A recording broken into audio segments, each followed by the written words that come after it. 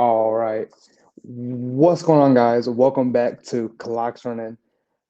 I'm Zane, along with your other host, Ant. What Uh, up? Welcome back to the podcast for everything flag football and flag football officials, hosted by refs from all over the nation. Before we get started tonight, we wanted to talk about why we started Clocks Running and the meaning behind starting this platform for referees and players alike. To tell you before I never saw myself being a referee for any sport that is, or falling so in love with this sport. It's honestly blown my mind of how the connections I've made, the experiences I've had is crazy. But the meaning of being a referee, my meaning of being a referee is because I love the game of flag football and I want to make it better for everyone involved. I knew that once I became comfortable as a referee and being on the football field, I knew I wanted to continue to help grow the sport. And I feel like starting this podcast and being on this platform is to help players see the field from our point of view. And a lot of times we're bashed on, you know, missing a call or even making a bad call or whatever it is, like we always catch the backlash. So I feel like starting this platform can open everyone's eyes to see what we see on the field. I love it, man. Yeah, for me, I just my playing days are over, and I got into officiating kind of organically as I was still a player. I talked about that on Tuesday. But just becoming an official, it's honestly it's an honor for me. It's my opportunity to provide for my family, for my children, and still be involved in the game that I love playing. And then just I feel like I have a role to be able to provide players with a fair game and just do it to the best of my ability. This is a sport that's now, the Olympics are on the horizon, and I just feel like we have a huge opportunity as officials to be able to do the best we can to just help this game grow. And I'm excited about that. I also have a huge surprise for us tonight. We got a guest, and before Yep. I bring him on, I just got to say this. This is an official that I love. He is my mentor as in the official game, and he's also somebody that I learned from as a player. But then once I stepped into the official role, he brought me right under his wing, and he's taught me so much. Just a couple weeks ago, we were at Oregon State, and he was still, teaching me things, helping me grow, and I appreciate it so much. So I want to bring Lance into the studio. Yep. Lance, What up, my Lance? man, what is up? Guys, So thanks for the invite. Thanks for the yeah, invite. of course, Of of course, of course. course. So So, Lance, just before we get going into the topics tonight, can you just give us a Mhm. real quick rundown of how you got into officiating and Ah, why you decided to join? all right. So not to make myself sound super old, I actually started playing. I started playing 8-man contact because that was the only thing that was offered out here in like the mid 90s. And then one of the guys did a spin-off league, so he continued with 8-man contact as well as 6-man contact. And so I started playing with that, and then I was just kind of hanging around, and one of the guys was one of the refs had either left or didn't show up or something. So one of the league directors says, "Hey, kind of know the rules. You want to just step in?" I said, "Sure, why not?" I didn't have anything going on that day, and we're what 2024, 15, 16, 17 plus years later, still doing it. And now with kind of what you guys talked about with travel ball becoming much more prevalent, it's actually given me the opportunity to actually um, go out to other venues outside of just even California and just sort of see what's out there, promote the sport, promote the game in and itself, but also hone in on the craft, and to your point, and make sure and help out those that are trying to sort of get into it from a Stripes perspective. And Zane, that was kind of the one thing that I wanted to sort of make sure you understood when we were working in Tampa. Those 2 days it was rough, it was cold, but you did a Very. hell of a job.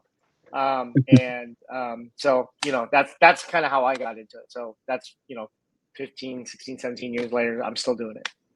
Yeah, Nice. and Zane, I about to Zane, do you say, remember the 90s?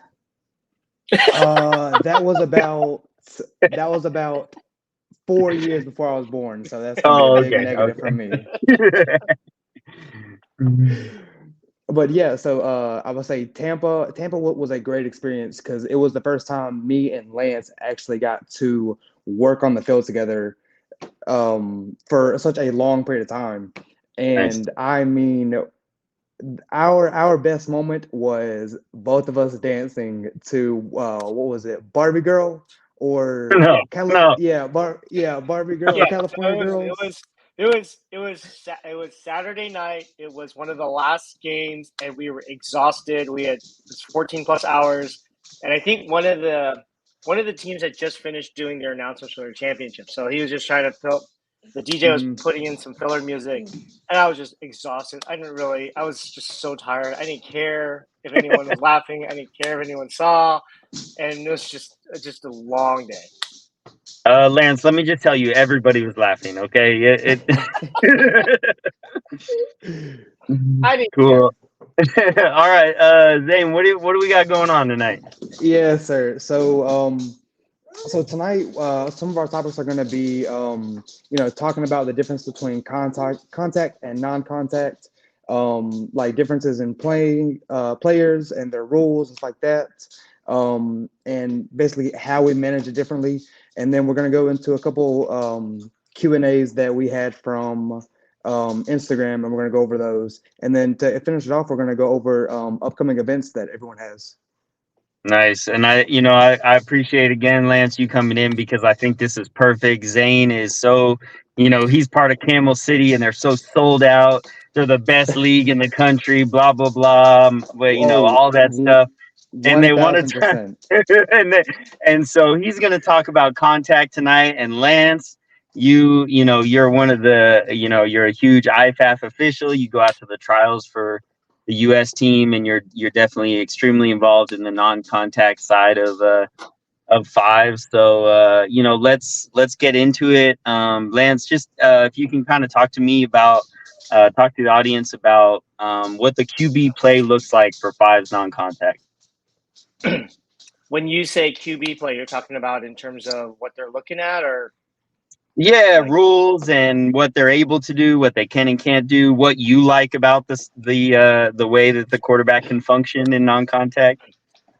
so. I mean, typically, so non-contact is the primary format that a lot of tournaments, especially out here in NorCal, play. But basically, um, um, fives non-contact. Basically, QB has 5 seconds to release the ball outside of a pitch and or 7-yard rush if they cross the line. It's kind of funny. Last night someone stepped over the line and I was at 4 when he crossed the line. I'm all like, sorry, you killed yourself. And he's all like, yeah. So QB, from the perspective of that, I mean, QB has a lot of flexibility because in theory, they have time to actually make the read. One of the neat things as a referee, especially when we're in a 4-man crew, I get to step behind the QB and I actually get to see what he or she is seeing, and I literally can say throw the ball because I can see the Hmm. windows that the routes that they're doing. So so from the perspective of QB, it's they have a 5-second count if there's no rush.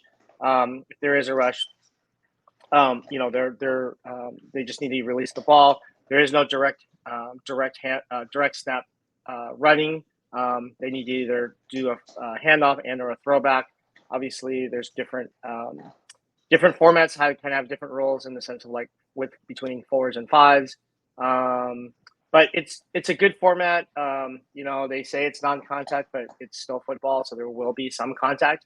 Um, but it's a good format for actually. It's actually a great format for folks that want to get into the sport that don't know how to control their bodies, like really newbies into the sport, newbies that don't know how to like run a route or actually how to play defense. So it's actually a good way without them getting exposed to too much contact. Mhm. Speaking of not being able to control their bodies, what do you have to say about QBs in contact, Zane? QBs in contact are some of the best players because unlike non-contact where they are limited to certain rules, uh, in contact, as soon as that quarterback receives that ball, he can take right upfield as soon as he pleases. Unlike in non-contact, where he has to either hand the ball off or wait for a rusher to come at him. In contact, I mean, it is like contact is hands down my favorite format of all time. I about to say the way the quarterback can just take the ball and go. I mean, and the way he's not limited by a pass clock or anything like that is super great. And I about to say, speaking of like pass clock, we want to get into uh, rushers next Gotcha. because in non-contact, Lance, if I'm not mistaken, it is 7 yards back. Mm-hmm. Yes, sir. I would Yes, say it is. so. I'll say in contact, it is fully on the line. Yeah, so I can be a little unique in my perspective about being a rusher. I came from being a contact rusher initially in eights and fives and sixes contact. Ever so often, my 230-pound barreling ram would play non-contact. Not sure why, but I did rush in non-contact as well. So for me, when I'm officiating, I love to be on the line for contact because that's where all the action is, the trenches, Hmm. and it's just there's so much going on, but it's fun and it's challenging. And being on the line as an official in contact, there's so much to watch. And like I know on Tuesday night they were talking about chameleon eyes, and yeah, that's definitely a challenge to be able to kind of look at the QB, look at the snap, look at the lineman. But man, there's so much action going on. So as far as rushers go in contact, I mean, it's so much fun, and you let those guys play, and hopefully they don't start whining and crying about holds and all this stuff, and they Hmm. get to continue to play. Um, I've noticed for me, as an official with contact, I kind of see how that goes. I think there's some really seasoned contact teams that know how to be physical without committing penalties.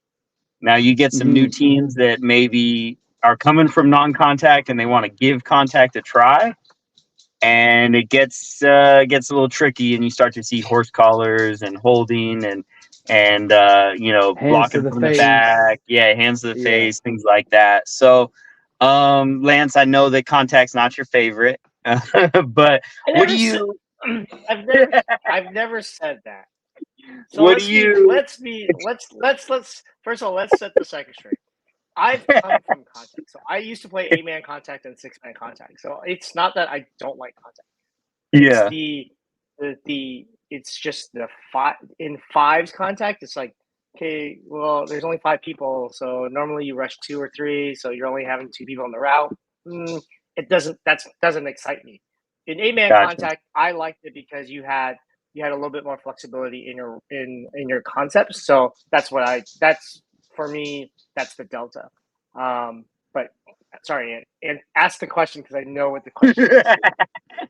No, I just want to know, were you like a blocking back in contact, or what was your position?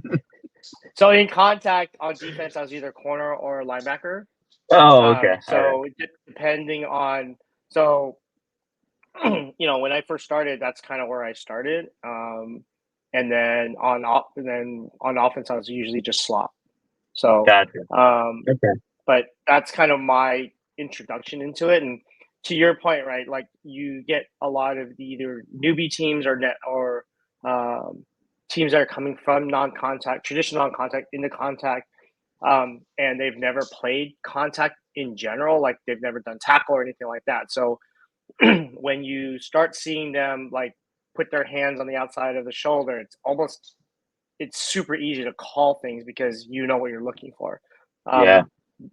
And the simple fact of this will be my third year of high school tackle. I see now I have a very distinct thing that I'm looking for when they're blocking, especially in a 4-man crew and I'm behind the QB. I can actually see I can really see like blocks on the shoulder and they're just grabbing and they are holding. So you have a little bit of leeway with respect to what you see, but I get what you're saying. And when you're watching the line, there is a lot of action. I'm not going to deny that. It's not fun for me, but that's just because I come from a different format. Gotcha. You notice a lot of flag guards when you officiate tackle? Not honestly, more like to be honest with you, not more than normal, like in terms of like relative to like non-contact. I don't see that. Like the tournament that we just did up here in Northern California a couple weeks ago. I didn't see anything. I think what they don't know is they don't know how to leverage downfield blocking. Like on the breakaways, I'm like, the guy's just standing there. I'm like, go help your teammate. There's a couple of leagues that are out here that's what we call hybrid, where it's kind of tough to ref because it's flag, but you can stiff arm if the defender tries to tackle you. So it's like, how do you determine that? So I kind of that's where you get into like logistics of like, okay, what's the difference between flag and that? And that's what they call a hybrid. So there's a little bit of a challenge on that. But yeah, I didn't notice anything that's different. I didn't notice any more flag guarding in contact versus non-contact. Yeah, so I was more asking as a tackle official if you start to catch yourself seeing flag guards even though it's not a penalty. Oh, I will say this: like we'll go from like a Wednesday night league, and I'll do it like a Thursday JV game. Yeah, I actually have to hold my whistle for a stiff arm because I will see it, and I will actually let that entire thing go because I'll see it, and I've actually almost blew a whistle when the ball hit the ground. Yeah, on a fumble. Yeah. I was all like, "Oh, don't do that." I was like, Yeah. So like little things like that, you just have to catch yourself. So you have to be able to flip that switch. But yeah, there are some challenges with respect to flipping from flag to tackle and vice versa. For sure. Yeah, I mean, I noticed when I was watching the Super Bowl, I was like screaming at the TV, "Flag guard, flag guard!" So okay, cool. Well, so as far as non-contact, there's still a rusher. What do you see most in non-contact with rushers? I see. So a couple things, and you guys kind of touched on it a little bit on the last episode. Rushers don't understand the concept of bunch and what they can and cannot do. From an offensive side, you hear people saying, "Hey, we're in bunch. They have to rush from the outside." I'm like, no, he does not have to rush from the outside. He can rush from anywhere he wants. I don't care. You have to understand that if he rushes from the inside and he initiates the contact, it's going to be on the defense. If he rushes from the outside and contact is initiated, it's going to be on the offense. People don't understand that, and it's the toughest thing to explain to them. Yeah. And then the second piece of it is explaining the concept of, okay, I'm rushing to a spot, but what if the QB moves? I'm like, well, the spot doesn't move. You have to remember, the spot is where he catches the ball. Yeah. If I put a marker when he catches the ball, you still have to run. That's where your straight line is. So people don't understand that, and um, that's the toughest thing to explain. But it's the easiest thing for us to see, because Yeah. when you have quarterbacks that are especially at the elite level, they want the motion. They want the motion, and then they want the half rollout on the QB, and the rusher cuts underneath that and initiates the contact. I'm like, well, it's going to be on the defense because where's the dot? They have to understand that. And that's the struggle. But most of the time, the rushers understand after you explain it. But obviously, they're some of them can be hard headed, so you have to explain it the next game and the next game. But Yeah. and the other thing that we as a group of officials that are reffing, I noticed that we need to do a better job of explaining to rushers, don't rush head up. You got to be one or left or right of the center, because they Yeah. have free run. Right? You cannot explode, you cannot kill the center, especially in the format like a gauntlet or anything like that, because you have actually a compressed rush lane. So little things like that just have to be a little bit more wary, and those are the things that I stress to the folks up here in Northern California. Yeah. Gotcha. So Zane, as far as rushers go in contact, what from your viewpoint as an official, what are you looking most for with rushers? So my eyes, as soon as the ball snaps, is on that center, because that center needs to get his head up and take at least one step backwards for it to be considered, or for the rushers to make contact with the center. Now you see that. I say you see that, even though is a little bit more difficult because they are in the middle of a bunch. Because in contact, you normally have 2 to 3 linemen, and with that center being in the middle, and it's a lot of bodies, you can have 6 bodies um, on the line. A lot of stuff gets missed, whether that's hands to the face, whether that's a holding, um, anything like that. But uh, yeah, center is the first thing I'm looking for, and then after that, I'm going to either my far side lineman or my near side lineman, because a lot of times, whatever side I'm on, that far side lineman knows I can't see him because I have 4 people in the way, and his rusher is going along the outside, and more than likely there's going to be a hold. So a lot of times, whenever a rusher in contact calls for a hold, it's normally on the far side where I can't see. And that's what happens a lot of times when you get these veteran players who have been playing for 5+ years, and they know where the ref is looking and where the ref isn't, or basically the blind spots for a referee. Mm-hmm. And Sure. I mean, no, go ahead. I say there's a lot on the field, but there's most of them are going to be on that line with the bodies. Yeah, I just remember like watching a Kobe interview, and he said that he would study the mechanics of officials so that he could figure out where the blind spots are. I mean, it's that Mhm. there's definitely that veteran mentality, and you figure out, how you can, kind of manipulate things a little bit. I have a perfect example of something like that as far as the difference between contact and non-contact is the process of pulling the flag. So if a ball carrier is running up at the sideline and here comes the DB trying to pull that flag, Zane, what do you see most in contact happen when that a flag pull is happening? So this is honestly my favorite part about flag football or flag contact is pulling the flag, because the best way it was described to me is a legal play in contact for pulling a flag is you can run straight through someone as long as your shoulder doesn't dip, but you can run straight through someone as long as one or both of their flags are in your hand. It's a legal play. I mean, you see people get lit up, and I mean, it's magic. It's absolute magic. I love it. Okay, and Lance, for non-contact, how different is that? It's all in the eyes of the beholder, I suppose. So, I mean, I look at it for the perspective of, to Zane's point.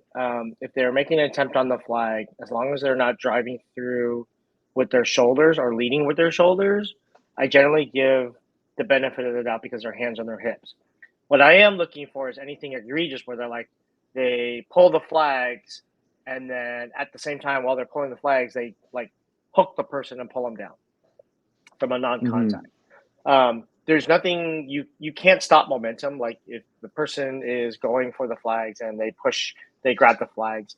What we're looking for is during the flag pull, is there anything that's egregious that they're doing, like pulling the flag and then pushing and extending their arms to push? That's what we're looking for. And then obviously if they're not going for a flag and they're like up in their upper bodies, that's something that we all need to look for. But again, kind of like Zane, as long as they're not driving through with their shoulders, then that's the key. If they're driving through their shoulders, we have to call that. But if they're not driving through the shoulders, and there's nothing egregious in terms of like either during the flag pull or after the flag pull, then I let that go. So I give a little bit of gray area, kind of like what Zane was referring to with respect to that, because it's tough because the hands are on the hips. So what I generally tell players, like, what would you like me to do? Your hands on the hips. He's making an attempt on the flag. He may stink at pulling the flag. I can't help that. Yeah. So it's like, what do you want me to do? So, but generally speaking, most of the guys are understanding. Like once you explain to them kind of what you're looking for. So Okay. I do have a question for you, Lance, being a primary non-contact referee.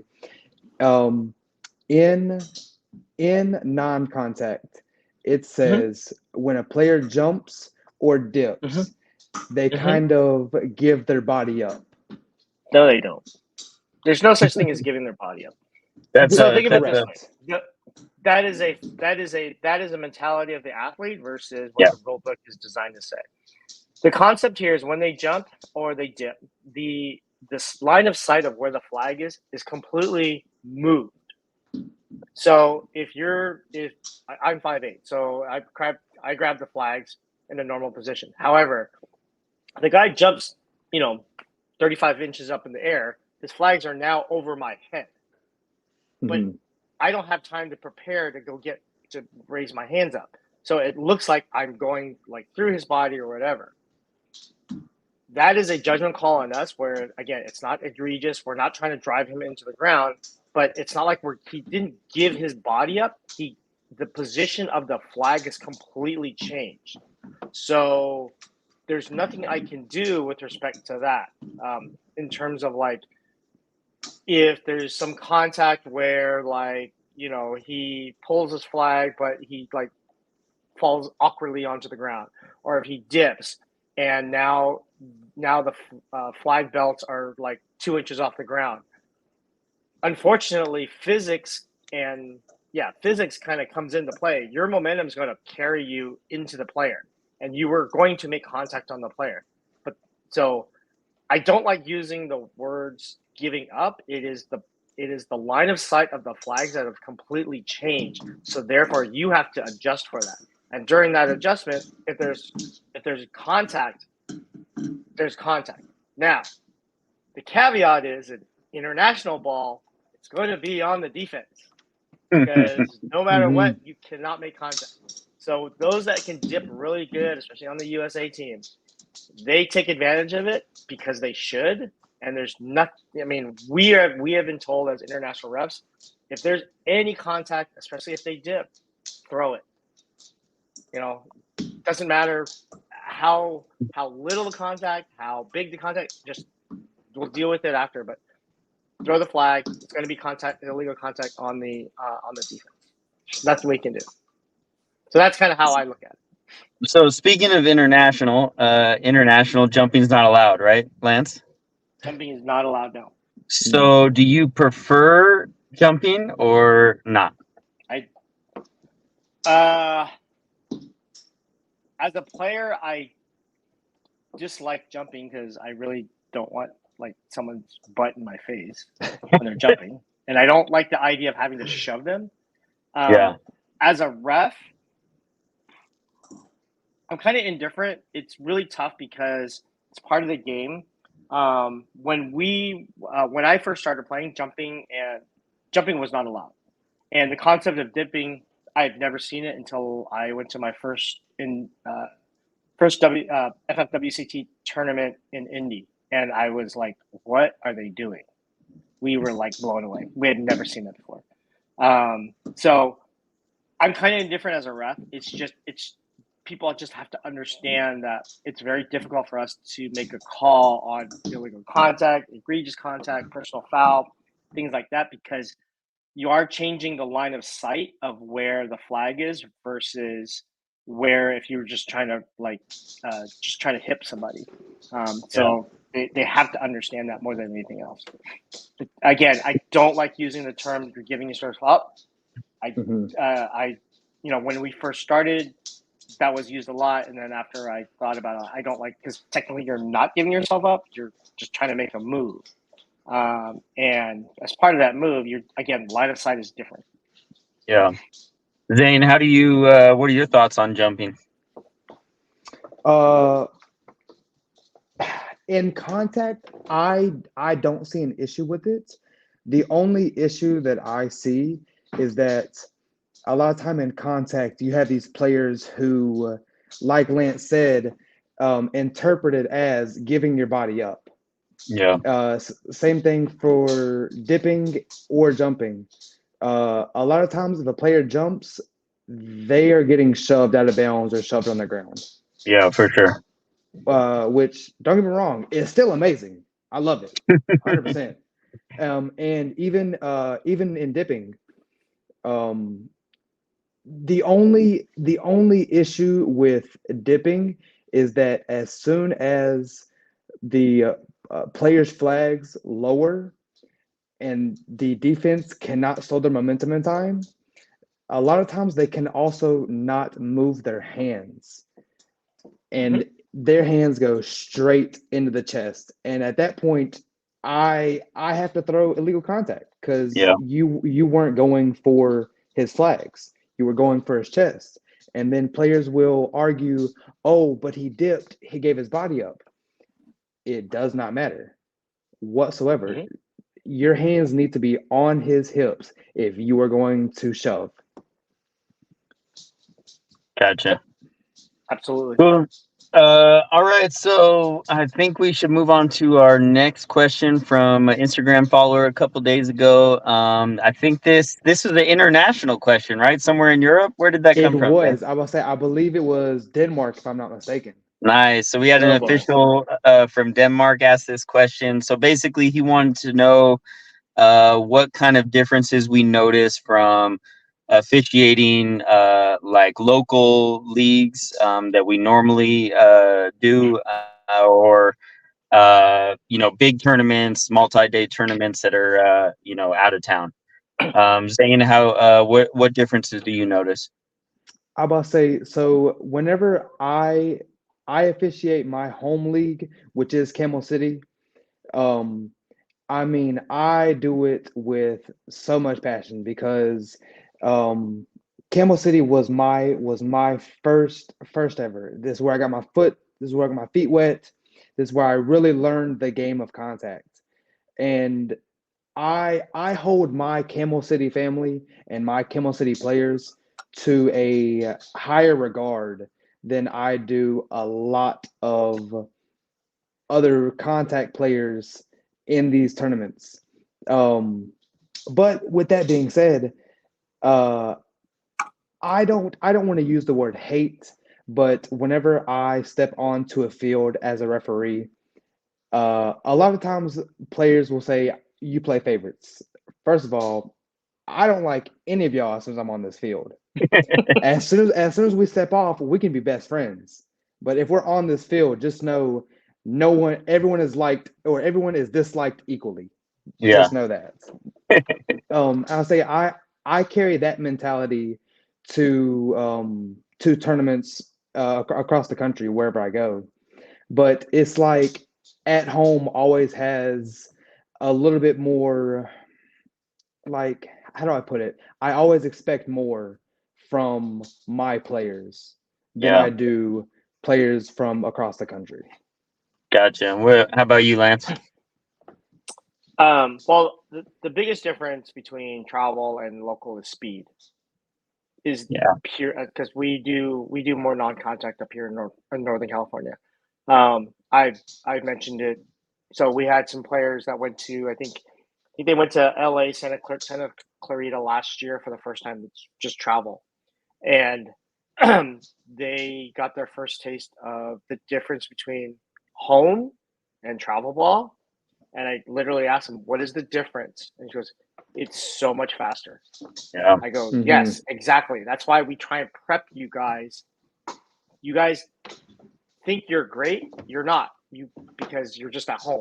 You gotta understand that I'm I'm I'm treating you the way I'm treating everyone else with respect to travel ball. So it's the speed of the game. Like nothing against the guys here in Northern California because there's a couple. There's a number of guys that when they go and travel, they ball out. But in travel, especially like for instance, when we were in Tampa, I'm hustling pretty good between plays to get to my spot. At home, you can see a definite like we'll just walk, we'll stroll, we'll walk slowly, we'll get there, we're good. It's just the speed of the game. Yeah. And then and then kind of piggybacking off a little off saying like um, nationally, we'll just say and I'm sure you guys have heard, like there is a shortage of reps just in general, especially in Hmm. football. So tackle and flag. So we're trying to groom guys up here just to better understand, better do better mechanically in terms of where they're looking for, where their spots are, and be a little bit more aware of the game in itself, not just um, as a player but also as a ref. So to kind of to Zane's point, like kind of just taking pride in your craft, bringing these newbies up to speed about like, hey, you got to move. You should, this is where you're looking. Things like that to increase the number of flag reps that we currently have. Because to your point, you saw it, and when you were up here, like we were kind of scrambling towards the end because people were dropping off. Yeah. So that's kind of the thing that I take pride in, and a couple of the guys like Abdullah and Lawrence who run leagues up here, they kind of use me as um, as kind of that measuring stick to say, hey, Lance, can you help get these guys up and running and help us, get our refs up to at least a decent standard, and then we'll go from there. But again, it's the biggest difference is just the speed of the game. It's Yeah. just so much faster, both men's and women's. You're like, oh, holy crap, I gotta go. And when we do travel ball, Yeah, for sure.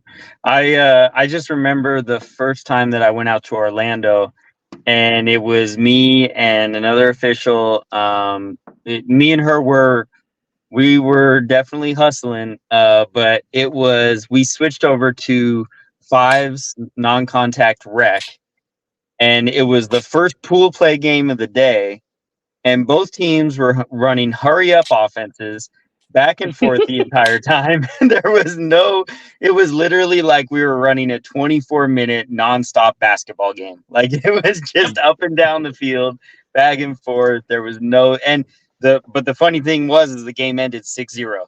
Nobody could score, but they sure were going fast. Like, so yeah, I would agree with that as far as speed. And then Zane, just like you're talking, I have a player that I talk to on a regular basis, because every time he posts a highlight video of himself, I'm always sending him a message. That's a flag guard. That's this. That's that. Your foot was out of bounds. Things like that. Hmm. And he has told me very specifically. He says, anytime you are officiating a field that I'm playing on, I will not dip in front of you because I know you're going to call flag guard on me. So, it's good that he knows I'm going to hold him accountable. I noticed though that he's learned how to dip without flag guarding. So it's cool that, we've kind of built that relationship with, working together in local leagues. So, Mhm. yeah, So Zane, what else we so got? we do have a comment or a comment on YouTube from Christian. It says, how do you handle unsportsmanlike conduct or taunting? I will say, Lance, if you want to go ahead and answer this one first.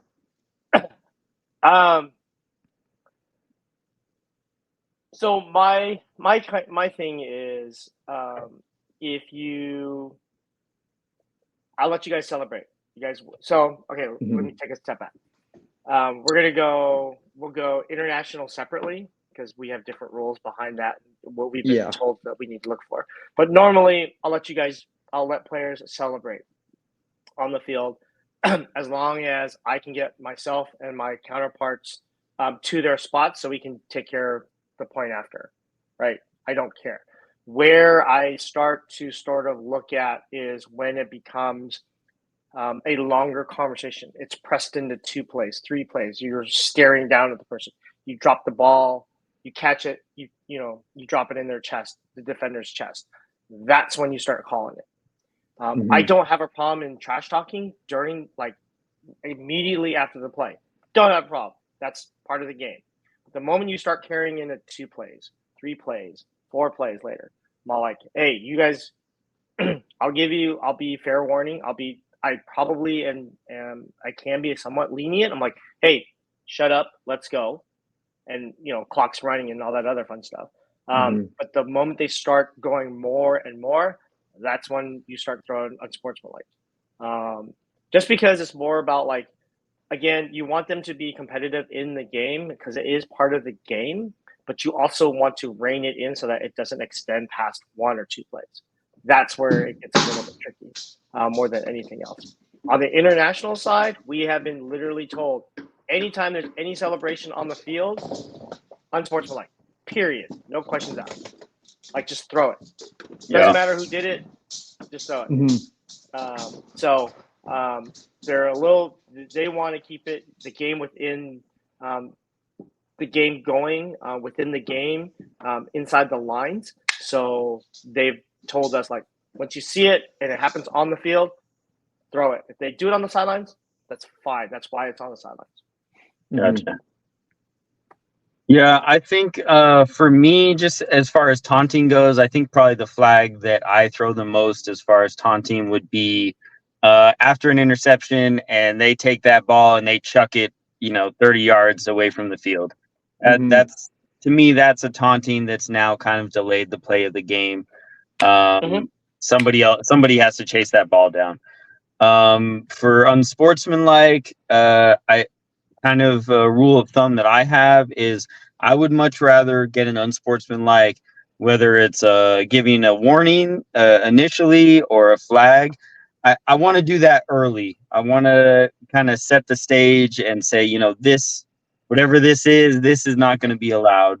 Whether it's a player in my face cussing at me, calling me trash, calling me names, all that stuff, or if it just seems like the trash talk is way too personal and they're not talking about football anymore. So I'd much rather have those penalties happen early, have the warnings get out of the way, and everybody calms down, and then move forward instead of all of a sudden when the game is out of control and we're down to the last 2 minutes and it's a close game, and then these 15-yard penalties are really, causing the game to, be affected. So that's kind of how I guess approach it. What about you, Zane?